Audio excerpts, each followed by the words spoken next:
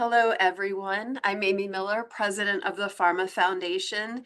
And like chat is pointing at right now, we're here to talk about patient-centered value assessment. This webinar is going to have two parts. We're going to talk about the general information of PhRMA Foundation's VA-HOR program, and then we're going to take a deeper dive into patient engagement and value assessment. So here is the overall agenda. And we'll start by talking about the foundation a little bit.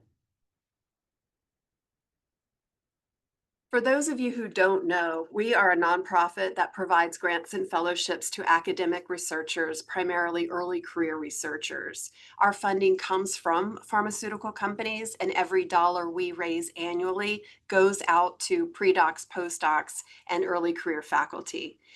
While the PhRMA Foundation was started 60 years ago, while the PhRMA Foundation was started by PhRMA 60 years ago, we are a separate organization with our own tax structure and board of directors. We try to prioritize research that achieves our mission and strive for integrity in our applicants. And you can see our values listed here. In terms of impact, we've given away over $110 million, and that's over 2,700 awards to over 270 different US-based institutions. And that's about 40 researchers annually in our core programs. Without our supporters, we could not do this work. So I want to thank any of you from these companies who's on today. So let's talk about what you're here for, which is our funding opportunities. We fund drug discovery, drug delivery, and translational medicine research, as well as value assessment health outcomes research, which is what we're talking about today. As you know, the VA-HOR portal is open now, and we do have a timeline in a later slide. This is on our website, so you don't have to take notes, and I'm not going to read it all to you, but we look for proposals that cover these basic topic areas. And we fund, as I said, pre-docs, postdocs, and early career faculty. And you'll notice 12, 24, 18 months, 12, 18, 24 months are options if you're a trainee. When you're picking your project, match it to the timeline. So you don't get bonus points for being at 12 or 24 months. It doesn't matter to us. What does matter is that your time frame and your project scope match. Next. So we're in the application open stage right now, and the deadline is noon on October 30th, and that is Eastern time. So that's 9 a.m. California time. And then we take some time to review all the applications, and we'll let you know in March of 2026 if you have your award. Now, for those of you who have applied, you know all of this. But for those who haven't applied, there are many components to an application. And if your application is not complete, it will not go to review. So I think it's best that you make a list of these things and make sure you have everything. In your extended letter, tell us about yourself. Tell us about your career trajectory, why you're in science, and what you hope to do with your career path. With the research plan, make sure you pay attention to your methodology, because a really strong statistical plan and an experimental plan is important to our reviewers. We've always asked for a training plan, but this year, for the first time, we've provided a little guidance there. I just want to make sure that the training plan you submit is comprehensive. And when you're getting references, you have to turn in 2 references before you can even submit your application. So for your references, it's better to tell them in advance that you're coming to them and that October 30th is a deadline. Maybe tell them October 25th is a deadline. But I just wanted to point that out to you, because we just closed the applications for our sciences, and we did have some people get clogged in the drain because the mentors hadn't submitted their documents. So next.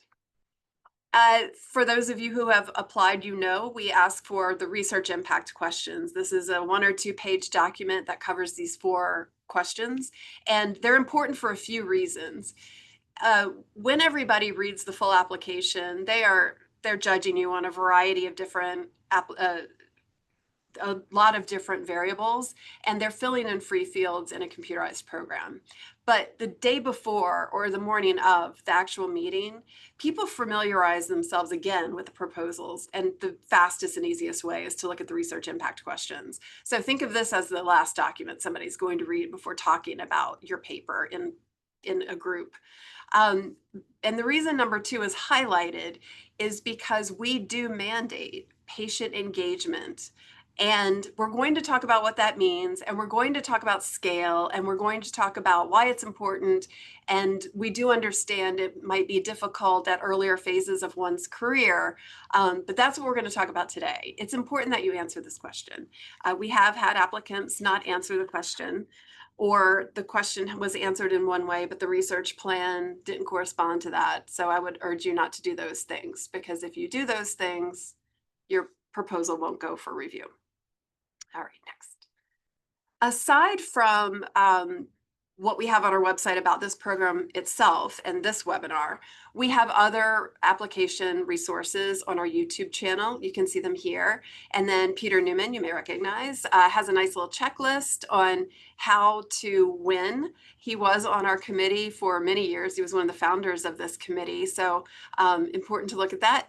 And then Emily's put together this handy writing LOIs and grants document. So be sure to check this, because the competition's fierce in this category, and you want to put your best foot forward.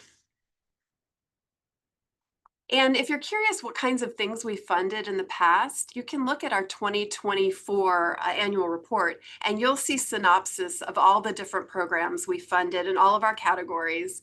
And then when you find those folks in the annual report, you can also go to the YouTube channel again and look at their little videos. We make 3 to 5 minute videos with all of our awardees where they talk about their research ideas, why they got into science, and what they hope to achieve with their research. And now it is my pleasure to introduce our panel. Elizabeth Franklin will be the first to speak, and she and both Benjamin Craig are on our Value Assessment Health Outcomes Selection Committee, so they will be grant reviewers. And Sally Warner is the president of Cancer Support Community, and she's going to talk about the value and import of patient engagement.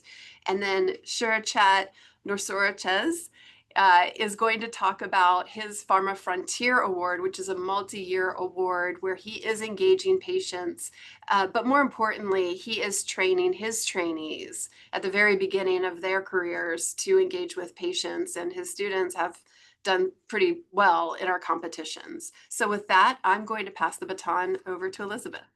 Thank you so much, Amy, and thank you for everyone who joined us today. I also want to give a shout out to Emily Ortman and Joanne Westfall, who keep this train on the tracks in terms of making sure that we have time to review all of the incredible applications that we receive. I am so excited to be joining you today. This is a topic that I'm very passionate about. In addition to running patient advocacy for oncology and neurology at Sanofi, prior to this, my career was in nonprofit patient advocacy. I also worked at the Cancer Support Community, and you're going to hear from Sally Warner. I bring this up because by background, I'm an oncology social worker. I have a doctorate, and I focused on the ways in which cancer patients define value. So this is something that's incredibly important to me and something that we take very seriously. I'm so glad that Amy talked about the fact that this is mandatory, right? I recall looking through some applications and either seeing that someone didn't fill out the answer to patient engagement, or they filled it out in a very sort of superfluous way, in a way that we knew wasn't meaningful. Trust me, we know within reading it if you're taking it seriously and if you understand what patient engagement means. And so if you feel like you haven't completed that and you don't have thorough and thoughtful patient engagement, we're going to know. And so we wanted to talk to you today about what is patient engagement, because we can see from the applications that it's a bit all over the place. And so we're hoping that you walk away from this webinar with more definitive ideas about patient engagement and ways to strengthen and make your application really stand out. So what is patient engagement? We know it's a buzzword in research. It's a buzzword across everything, industry, no matter where you look. Patient engagement is really a buzzword. But what does it mean? It is equal partnership of patients, which is successful. It's integral to the success and integrity of your research. I like to tell people, no pun intended, it's not a value add, right? It's not a nice thing to do. You have to do it. You absolutely have to do it. Your application, we don't even see them at this point because Amy's lovely enough to say, nope, they didn't follow the directions. We're pulling this one out. So you have to do it. At the end of the day, every single one of us on this webinar and everybody that we work with, whether it's in research, industry, nonprofit, you name it, we're working to improve the lives of patients. You cannot improve their lives if you don't know what they care about and what's important to them. So from the very beginning of a research project all the way through the end, through dissemination, they need to be by your side. And this can mean patient partners, patient advisors, or patient advocacy organizations. I suggest all three. I spoke earlier about the cancer support community. I met one of my favorite health economists, Mel Whittington, back when she worked at the University of Colorado, and she picked up the phone and she called me. I was sitting at my desk at CSC, and she said, "Hey, I really want to know you and to learn more about the patients that you work with. Can we do some research together?" And I was thrilled. I was so excited. I guarantee that patient advocates and patients will want to work with you. They want to make their story heard. They want to make sure that their voice is heard because they want to improve the lives of other patients. So patient engagement goes through the entire research process, from planning the study to conducting the research to distributing the findings. They should be there every step of the way. The patients should be co-creators and decision makers. They are not subjects. Please don't call them subjects. They are co-creators and they are decision makers, and you are working on their behalf to improve their lives. They are experts with lived experience and unique, valuable expertise. So this is not just a check the box exercise of, we need to make sure at least one patient's looked at this. No, you really need to understand the patient experience. So there are four things that I want to call out in terms of authentic and meaningful patient engagement. One, involving patients early and consistently as co-creators. Two, sharing and planning, decision making, and interpretation. Three, ensuring respectful communication, fair compensation, and mutual benefit. And four, making the process transparent, accessible, and inclusive so that the research is not only about the community, but truly with and for those impacted by the research. I'll share a quick story that when I was working on my dissertation, I had several patient advisors who worked with me to create interview guides to determine if I was being faithful to what patients were telling me. And I was constantly going back to them and saying, did I understand this right? Help me understand what this patient was telling me. I turned to them for their experience in the same way that I turned to my doctoral chairs for methodology experience. And I also just want to highlight before passing it to Sally, kind of the difference between passive and active engagement. I think sometimes researchers and others can think of passive engagement as patient engagement, and it's simply not, or at least it's not good enough, right? Being a study subject is not the same as authentic engagement. And again, we can see right through this. I don't mean to be critical, but if it's authentic engagement, it comes off the page. We can see it, we can understand it. Many studies still mistake patient engagement as merely participating as a study subject or respondent. We've seen that, right? We've seen, I'm going to have X number of patients respond to a study. True engagement means that patients are empowered as co-creators and decision makers within the research process. Yes, you may survey patients out in the field, in the therapeutic area where you're working, but you also need to have folks advising you, informing you, and co-creating your materials. Proposals should describe how researchers support the agency of involved groups, so their capacity to independently make choices and influence their own environment. It also implies mutual learning. You are constantly learning from them, just as patients are learning from the research that you're doing. And hopefully at the end, you're able to work with them to disseminate the research, to talk about what it means on the ground for patients' lives. And the final thing that I'll say, I'm biased because I historically have done qualitative research, but numbers tell a part of the story. The quantitative data are incredibly important. We know just how important that is, but the qualitative side, the qualitative storytelling gets at the heart of what's going on. A survey may not be enough. The survey itself should be co-created But additional qualitative information, qualitative data can be added to that to really beef up the survey and understand the numbers tell sort of the what, and the qualitative side tells the why. So I am by no means saying that you need to produce a heavy qualitative research project, but what I am saying is think about, is the survey enough? Is this going to tell me enough about what the patients mean? Do I need to do a couple patient interviews or patient focus groups? How can I strengthen this and make sure that patients are truly at the heart of what I'm doing and that are strengthening the research project? So I'm really excited to turn it over to, I think Sally is an incredible leader. She is CEO of the cancer support community, and she's going to talk about why patient engagement is just so important. So Sally, I'll turn it over to you. Thanks so much, Elizabeth. So, Cancer Support Community, if you're not familiar with us, provides support services for patients, caregivers, and their family members. And we are in hyperlocal communities across the US and really across the globe. Because we're in all of these local communities, we often use patient engagement to understand the types of programs we should deliver and what they want and need. So, what I hope to highlight for you today are some unique insights and perspectives you might include that allow our research teams to better understand the complexities of the lived experience. So I'm going to give you a few examples of that. It could be anything from someone's life stage, their experience thus far with their cancer care, their progress in treatment, if it's going well, if it's not going well. Just a few ways that may change their view of their disease and their treatment. An example of this could be patient engagement for a younger person who's still in the workplace versus a retiree, and the navigating of the practical logistical issues associated with the care is going to be very different based on those two different populations. I also think it's important to note that without patient engagement, teams risk missing life-improving outcomes that are important to patients. Some of these things may have little clinical or societal value, but they're important to patients, i.e., sometimes adherence to care and outcomes of care. A very simple example of this could be the time it takes to travel for care. For the patient, that might mean transportation there, finding parking, locating the treatment area, checking in, receiving their care, traveling home, sometimes a full day of their experience. And there's an opportunity at every step for them to engage or disengage with their providers and their care. Patient engagement also positively impacts a study's feasibility, rigor, acceptability, and relevance to patients.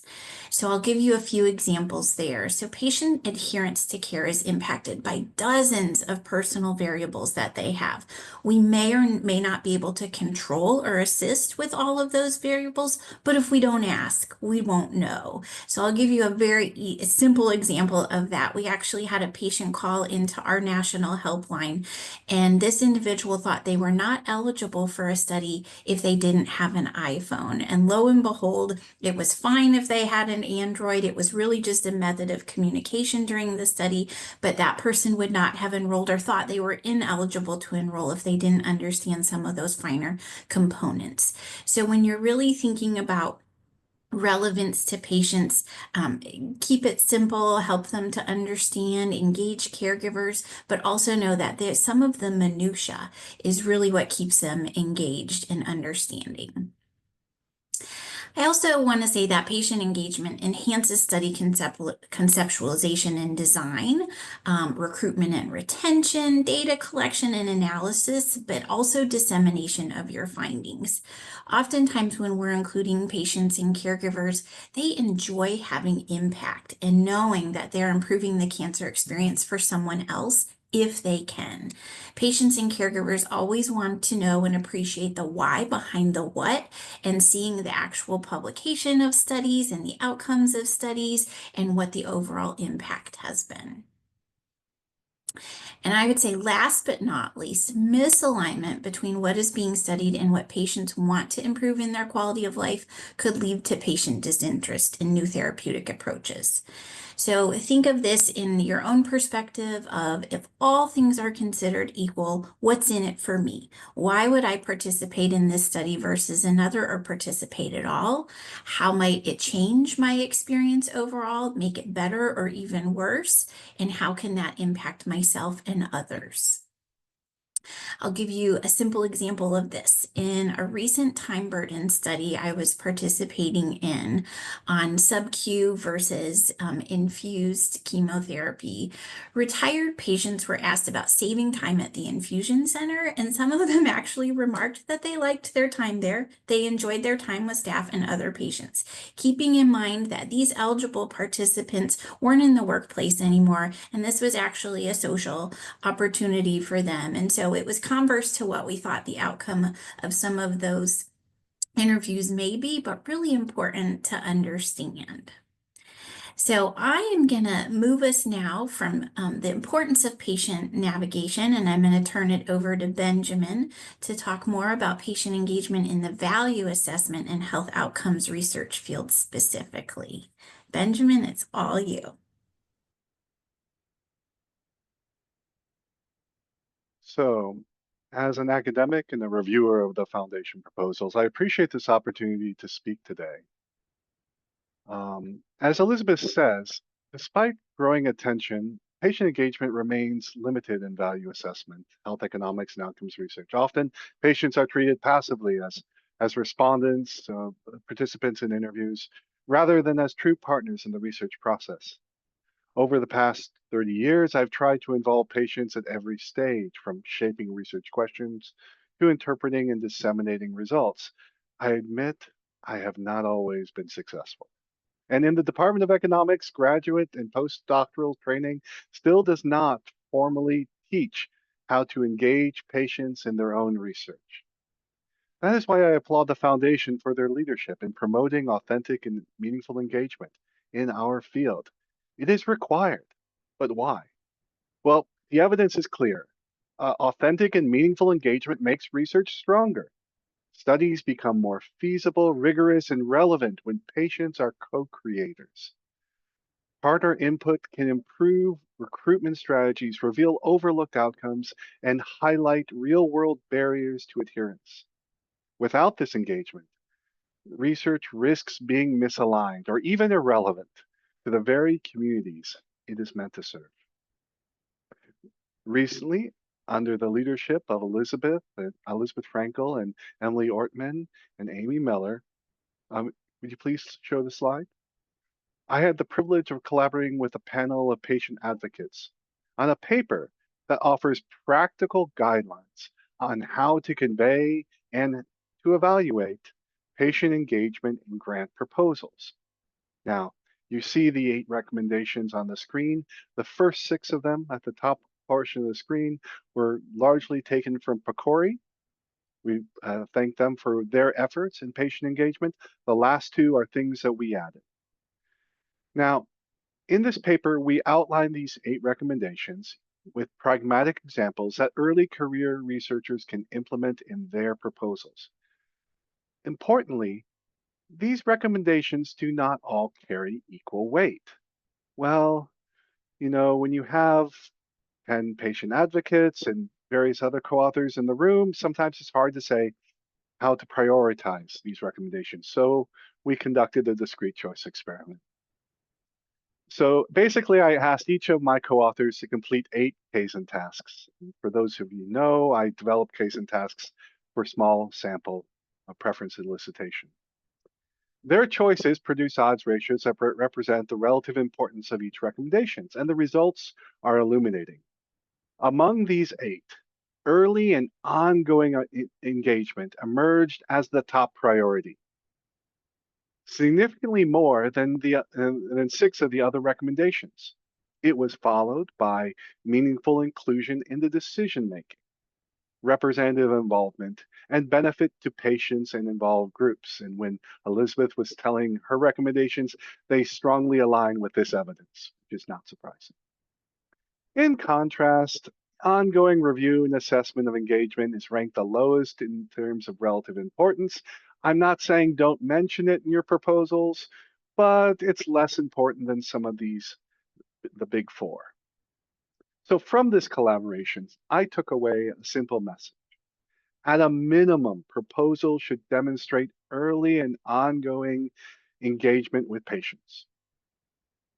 Strong proposals should also describe representative involvement meaningful inclusion decision-making, and clear benefits to the patient community.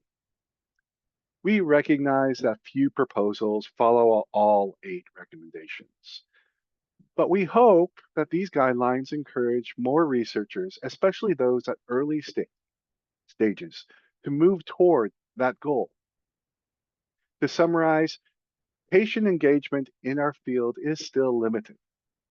It is hard, but it is possible and increasingly expected to do better.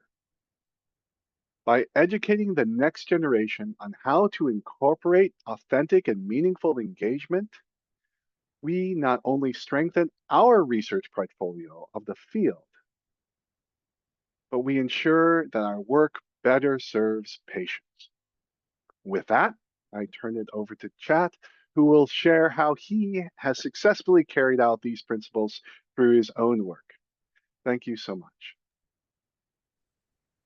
Thank you so much, Ben, and good afternoon, everyone. So I kind of like to start by sharing that I have engaged patients and also family members in research for about a decade, focusing on the community with the disadvantaged social determinants of health. And with my pharmacy background and training in the field of pharmaceutical economics and policy, and also living in the South, I recognize that there is a critical need to engage patients in the value assessment research. So when there was several years ago when I interviewed patients and healthcare providers, I found that while patients actually prioritize something, for instance, cost, healthcare providers did not. So with that discrepancy, you can tell that, however, the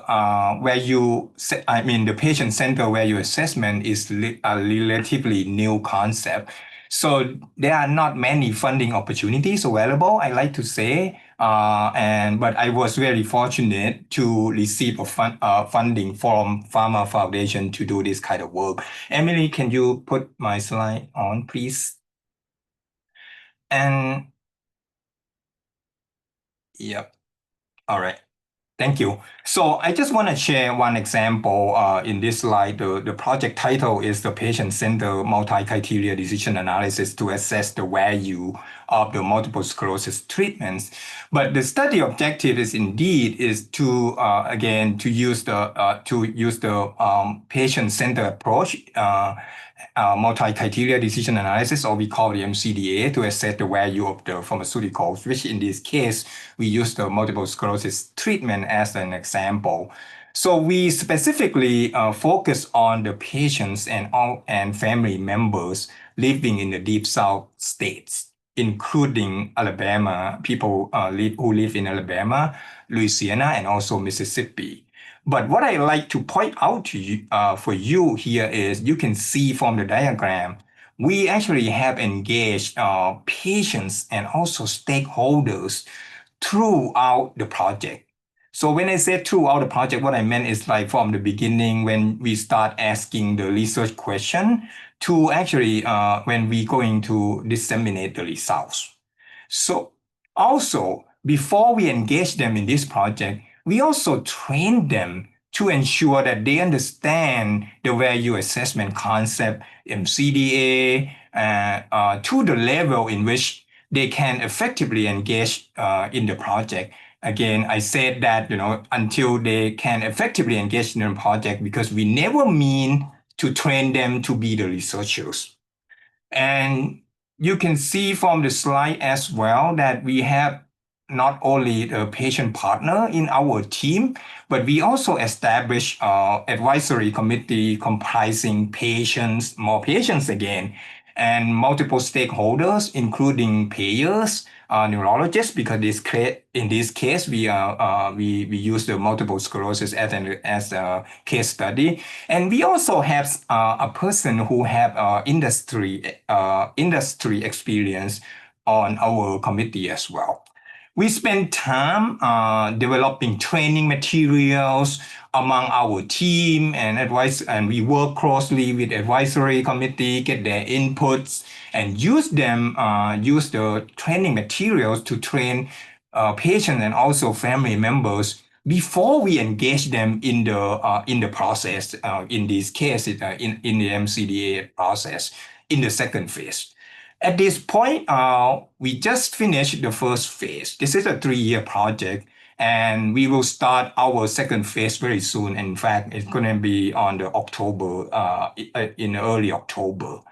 Emily, you can put the slide down if you want to. Yep. So the next thing that I'd like to talk about is if you ask me indeed about the challenges of the engaging patients and multiple stakeholders, and how I overcome them. So far, we don't have any significant challenges for the ongoing project that I have just mentioned a few minutes ago. So, but if you ask me about the challenges in engaging patients in general, so there would be a couple of things. The first thing would be patient engagement absolutely or definitely requires resources, especially time, which is, to me, nothing wrong about that. And the reason is because literature has proven the value of the patient-centered research, right? In other words, patient engagement in engaging patient in the value assessment research is actually worth doing in my perspective.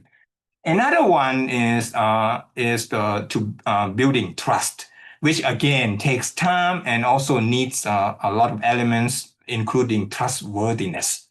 Usually, I just give you an example. Usually, I have responded to most, if not all, patient suggestions, or at least we address those concerns or their suggestions. So that is something that we have done when we engage patients and stakeholders in our research. One thing that I also like to mention before I end my session here, I like to acknowledge the support of PhRMA Foundation. The support not only allows me to do the projects primarily, but also allow me to train the next generation of researchers on the patient engagement in the value assessment research. Training the next generation on the patient engagement in research is so very critical. Again, I'm biased, but all of my graduate students, I like to say, some of them are here today with us. I like to say that all of them have to learn how to run a patient preference study using the discrete choice experiment. I'm not saying that all patient preference studies are patient-centered or engaging patient in the studies. But it is a starting point that I use to kind of let my student appreciate patient engagement in decision making and also the value assessment. I have involved my graduate student in the PhRMA Foundation funded projects for sure, especially this one, the ongoing one, the patient-centered MCDA project that I just mentioned early on. In other words, they would learn by doing. The student would learn by doing, by seeing what I'm doing. So, and last but not least, I like to say that we researchers have to listen to the patients and stakeholders' voices when we are conducting research. And just like what people said, nothing about us is without us. And thank you. And I turn this back to Amy. Thank you. Thank you all for your comments. They were very nice, and I enjoyed all of your perspectives. So I want to remind the audience, we will take questions if you type them into the Q&A box. But while everyone was speaking, I did make some notes, and so I wanted to just go through a few things while you put questions in the chat. So Chat's done a remarkable job.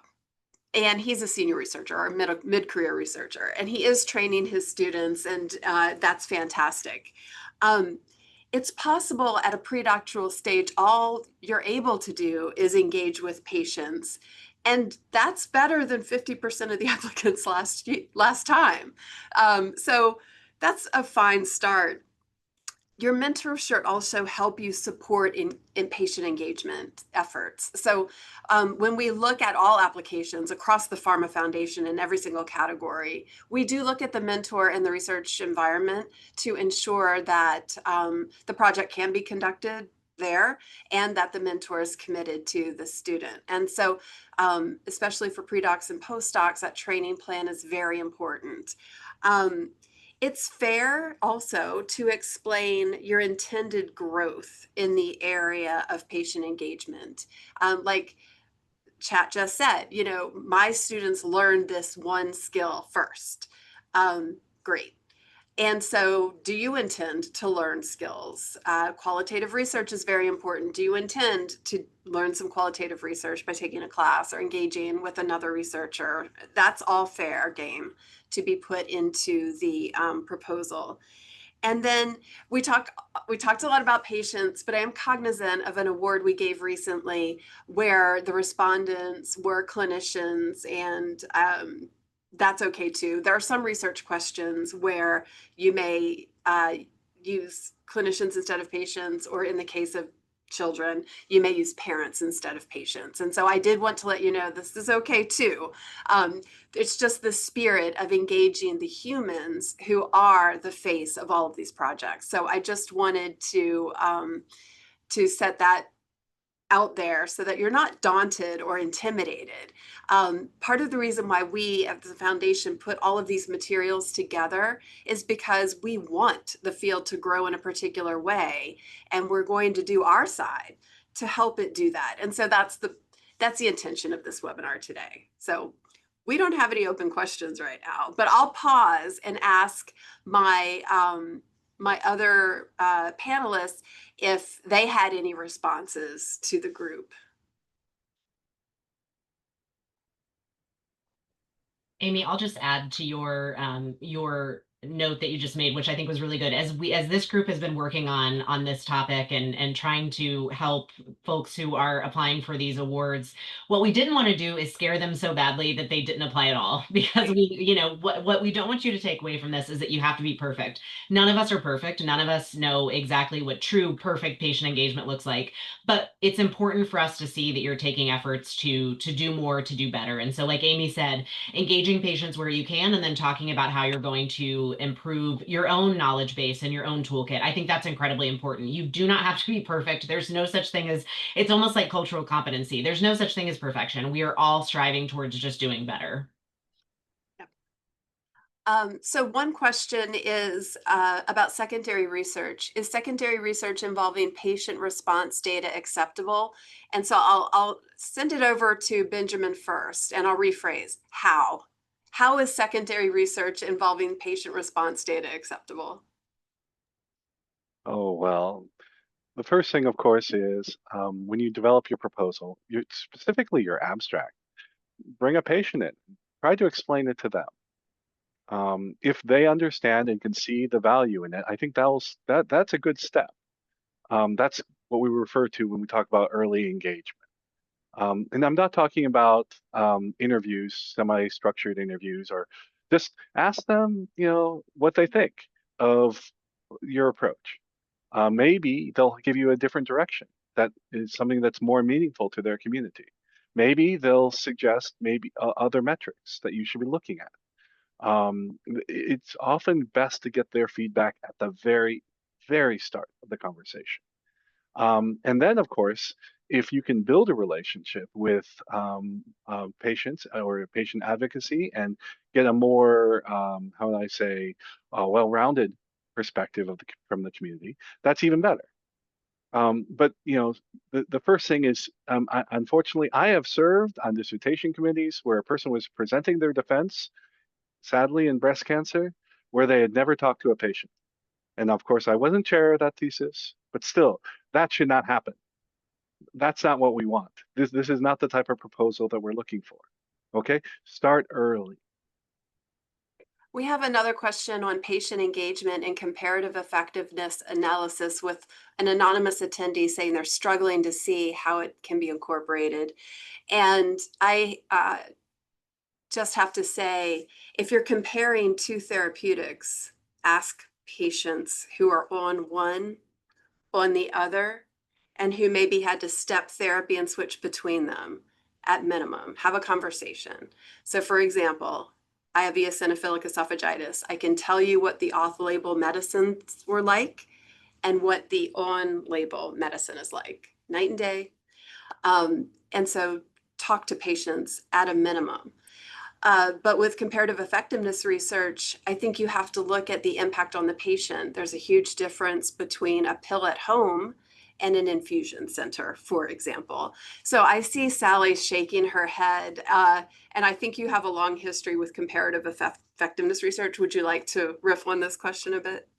Yeah, I was just going to add that in the initial research, there were probably some patient-reported outcomes, and it's always fair to delve back into those in your secondary research on comparative effectiveness. And as you said, Amy, asking some of the questions that may not have been asked when you dig into those PROs. So for instance, I talked about the time study we were part of. And so if all things are, created equal, meaning my outcome is going to be the similar or same with, the effectiveness of the treatment, are my symptoms and side effects going to be different? Is the time it takes me to receive treatment going to be different? Is it going to impact my ability to work, my caregiver status, who may or may not be taking off of work to assist me with treatment? There's all kinds of things to analyze and understand in that secondary research. So all things are created equal, what is the true impact on the patient experience? Chat? I kind of like to add, and I'm biased. I think every single type of research, actually, you can engage, patient and also stakeholders to answer this question specifically in term for the pharmacoepidemiology kind of study. You can start talking with the patient when you actually, come up with your research question. Is this something that, patient are interested in, or, they would like to help you shape your question, for instance?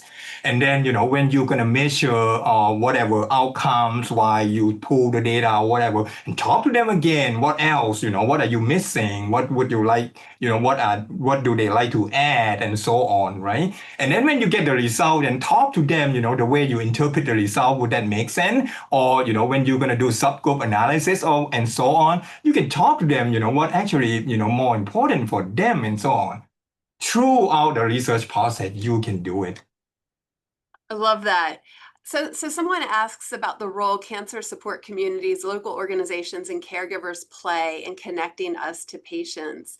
And I see Sally's typing in an answer, so I'm going to invite her to speak and answer, but just asking that question, is a check mark. So yes. Sally, would you like to verbally elaborate?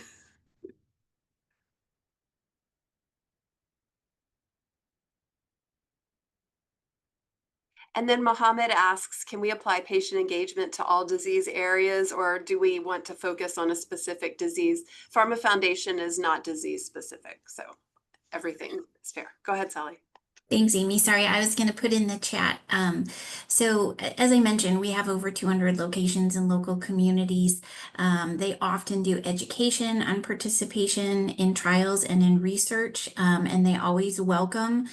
They have a center within every single site that has resources and information, opportunities to sign up for studies. And so what I will put in the chat in the Q&A is the find a location near you. If you don't have a CSC location near you, chances are there are other advocacy orgs in your local community that we can always help connect you to through our cancer support helpline. And I'll just add, because I know I mentioned when I was at Cancer Support Community partnering with a health economist on research, the reason why that partnership worked is because when Mel contacted me, it wasn't transactional. She didn't say, how can you connect me with patients? It was, how can I work with you on something that's important to you and your patients? We got to know one another. We developed a friendship, and we don't need to be friends with everybody we work with, but it was nice. But it was meaningful. It was thoughtful. It can't feel transactional because I don't think that anything should, right? That will turn people off, but calling up Sally or someone in a patient advocacy group and saying, I really care about breast cancer patients and I want to know how to do better in my research, there is no patient advocacy group that's going to say no to that. Absolutely. So someone asked if using interview-based information in implementation of a quantitative study is okay. Yes, that's, I mean, very vague question, but that, yeah, send it in. We'd love to see it. And But yes, sorry, go ahead. yes, but I just want to make sure that people understand that just because you interviewed patients does not mean that they're co-creators. That doesn't mean that they're your patient partners. Okay? So when we talk about patient engagement, we're really referring to that active engagement, which is incorporating them within the research process, not just the empirics, not just a place for gathering evidence. So please, we definitely are very much interested in qualitative evidence, no doubt, but we're talking about incorporating the patient experience into the process of research. And it's not impossible. So for example, if you have a structured interview that you want to use, pick a couple of people and try it out on them and then ask them what they thought of the interview. If there are questions that should be dropped, combined, or added. So it's not impossible. It might be a little iterative at the beginning, but it's not impossible. And let's see. So mixed methods approaches, qualitative and quantitative, with patient engagement and a community engagement. Yes, we have a great interest in mixed method approaches. Does anybody want to elaborate on that? I get very excited when I see mixed methods because A, I understand the methodology on the qualitative side and I don't have to rely on Benjamin to tell me what's going on. And B, I think it just shows a real commitment to hearing patient voices because there's nothing like qualitative research to truly hear patient voices. So Benjamin, I'm going to let you tackle this one. Can patient engagement be applied to CEA research and how might it help? Yes, it can be applied to CEA, cost effectiveness analyses, no doubt, or any type of economic evaluation. Think of it this way, that in the end of the day, when you finish your model, you probably should disseminate it to the patient community. I had one of my people on my thesis committee when I was a graduate student was Dave Kindig, and he says he starts writing the press release first. In other words, how are you going to disseminate your results to the patient community? Okay, and if you cannot tell me that at the start of your proposal, then you probably shouldn't be doing that research. Okay, and yes, you can say, oh, but we're taking the payer perspective. Well, that's fine. Explain to them why you're taking the payer perspective. Engage them for why you're doing this type of analysis and how it will affect their lives. They really are interested in them. So no, there's, I don't say no excuses, but no, you can definitely do this. Okay. And if you don't want to, that's okay. There are other funding sources. I don't see any other novel questions. So unless we get a novel question, I'm going to turn it over to you all for closing arguments and closing statements. And I'm going to go backwards. So I'm going to start with Chad and then end with Elizabeth. All right, thank you. I think I kind of like to reinforce one thing that Ben actually put in on his slide, and also another thing that I also like to add as well. So make sure when you engage patient and also stakeholder in your project or in the study, or when you mention or describe in your proposal, make sure that you do it early on. Okay, Ben actually mentioned about that, and that is very helpful when you early kind of engage people in the process. And another one, which is very critical and also important as well when you engage patient and stakeholder in research, is you need to make sure that you authenticate the engagement. All right, so this is not about the checking box or anything. Once you authenticate, once you do that successfully, there will be a lot of signs that you're gonna get from the patient engagement. Like for example, the recruitment, you used to have problem, you never had that. I have the opposite problem. I have more people than I need, to participate in my project just because I engage, patients early on, for instance. And when you authenticate the engagement part, that's gonna help you again throughout, and also help you throughout your study and help your study being successful. That's what I like to leave it with. Perfect. Thank you. Benjamin. And we're not looking for perfect. That's one of the things we definitely want you to take home today. We were looking for, in this recommendation list, through Elizabeth and Amy and Emily, what we've come up with these actual things you can incorporate within your proposal that you can peruse to see, yeah, I can add some of this to my proposal that could show how I'm doing patient engagement. We have some easy steps that you can incorporate. But also realize it's a moving target. Right now, this is what we understand as patient engagement. Amy, I wouldn't be surprised in 5 years, we're going to have to redo this, and there's going to be a whole nother bar and a whole nother list of expectations. So please, we just ask you to consider this and to do your best. Fantastic. Sally. Well, I'm going to echo something Benjamin already said, which patient engagement isn't just one interview, but how do you really engage that patient throughout the study, including when you've reached the finish line dissemination, because you'd be surprised at what their ideas are on next steps in the next study after that, once they've read the outcomes of that and really know what impact they had on the research. Fantastic. Elizabeth. Sure, thank you. I would just say patients want to talk to you. They want to be engaged. I think sometimes it can feel a little bit scary going into a community that maybe you're not as familiar with, but I've always found 100% of the time that patients want to engage. And if they can't, for whatever reason, they won't. I had a gentleman who was, I considered him my mentor. He was living with cancer. He worked with me until his passing. That's how committed he was to working with me in my dissertation. People want to have their voice heard and they want to help others. So don't be afraid to talk to patients. They want to talk to you. And if they happen to say no because they can't do it right now, that's okay. You'll find someone else. But don't be afraid. Absolutely. Well, we are writing a paper. It won't be published before your application's due, unfortunately. But aside from it being the right thing to do, I think you'll find it rewarding engaging with patients. And again, we talked about some perfect states, and we don't expect you to be there. We fund early career folks, and we're here to help you along the way. And thank you so much for participating in this webinar, and I hope you have a great day. Thank you.